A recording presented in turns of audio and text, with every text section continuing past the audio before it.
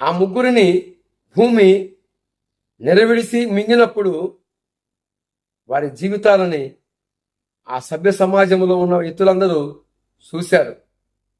నేనెందుకు ఈ మాటలు ప్రస్తావిస్తున్నానంటే, కరుణాకర్ సుగుణమ్మ లాంటి వారు భక్తిని చూపించు, భక్తిలో ఎంత శక్తి ఉందో చూపించు.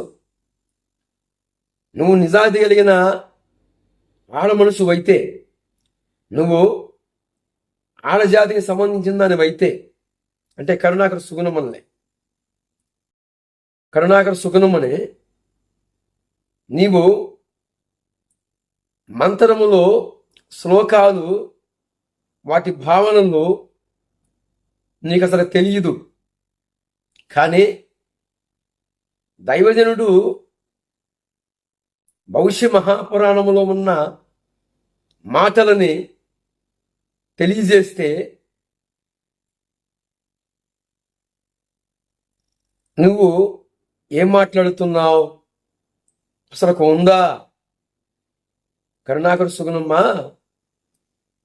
ఓల్డ్ పింట్, కొత్త పింట్లు కాదు. కరుణాకర్ సుగుణమ్మ నువ్వు క్రొత్తగా లంగా కట్టినంత మాత్రాన నువ్వు కొత్త మనిషివి కాదు, పాత మనిషివే. ఒక ఆడ మనిషి క్రొత్తగా వస్త్రము ధరించినంత మాత్రాన అంటే ఆమె స్త్రీయే. అలాగనే నువ్వు కొత్తగా సమాజంలోకి వచ్చి గురిగింజ తన కిందన్న నలుపు వెరగదట. కరుణాకర్ సుగుణమ్మ నువ్వు చేస్తున్న నీచమైన నికృష్టమైన పనులన్నీ కూడా సభ్య సమాజంలో అందరూ గుర్తుపట్టారు. ఈరోజు నీ ద్వారా నువ్వు నమ్ముకున్న ఆ భక్తిలో ఎవరినైనా అసలుకి నిజమైన వారి జీవితం కరుణాకర్ సుగుణ నాకు ఇలాగా ప్రకటిస్తే నేను నిజమైన దేవుణ్ణి తెలుసుకొని గతంలో నేను మందు తాగుతూ ఉన్నాను. ఎప్పుడైతే ఈ కరుణాకర్ సుగుణ నాకు చెప్పాడో ఆ మాటలను బట్టి నేను ఈరోజు మార్పు చెంది ఇలాగ కొనసాగుతున్నాను. నా కుటుంబస్తులు అని ఒక్కరన్నా సాక్ష్యం ఇచ్చేవాళ్ళు ఉన్నారా? ఒక్కరన్నా సాక్ష్యం ఇచ్చేవాళ్ళు ఉన్నారా?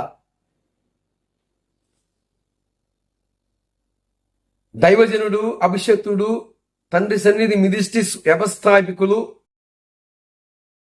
షాలేమురాజు అన్న గురించి కొన్ని కోట్ల మంది ప్రజలు సాక్ష్యం ఇస్తూ ఉన్నారు.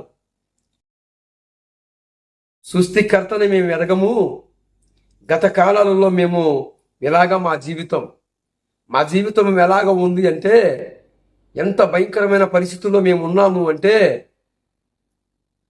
ఇక సూసైడ్ చేసుకొని చనిపోదాము అన్నంతగా. ఎందుకు?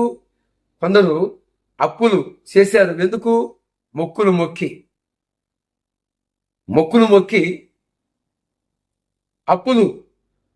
అప్పులు చేసుకొని ఊరు విడిచిపెట్టి వలసపోయిన దాఖలాలు చాలా ఉన్నాయి. కానీ ఎప్పుడైతే దైవజనుడు, దేవుని సేవకుడు షాలేమురాజు అన్న గారు ఆయన నిజమైన పవర్ గురించి, నిజమైన శక్తి గురించి ఎప్పుడైతే మాకు తెలియజేశాడో, మనం పోతున్న ప్రయాణంలో మోక్షానికి మార్గము లేదు, మోక్షానికి మార్గము లేకపోగా మనం పోతున్న ప్రయాణంలో